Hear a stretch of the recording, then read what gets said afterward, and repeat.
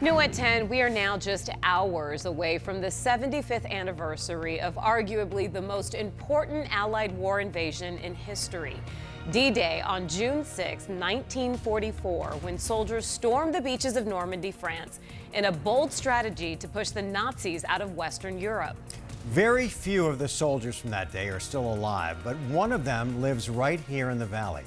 Team 12's Ryan Cody is sitting down with this true American hero to talk about a day that changed the world for the better. It Ryan? certainly did. Yeah, and Henry Dubé's role in that ambush plan was vital. A pilot flying a C-47 troop carrier over France as dozens of soldiers parachuted out of his plane onto the beach. 75 years later, he's the one taking a flight to the National World War II Museum in New Orleans. The sky was overcast. There were fumes. There was a fire, cannon going off, all kinds of things.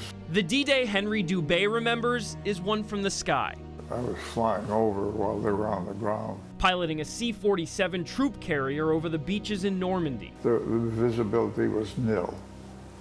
How do you fly a plane with no visibility? One of the many dangerous risks of a bold invasion by the Allied forces hoping to drive the Nazis out of Western Europe. If you're going to win, you got to stick your neck out a little bit. That's the attitude, you know. More than 150,000 strong sticking their necks out to save the world from Nazi Germany, most of them knowing their lives would end on that fateful morning in 1944. Don't look for thanks or recognition or accolades or anything. There was a duty, and I was glad to do it. 75 years later, Dubé is putting his cap on one more time. My last hurrah, maybe. The 95-year-old from Gilbert will travel to the National World War II Museum in New Orleans, but he's not doing it for him. When I was a kid, this big, my dad used to introduce me to Civil War veterans.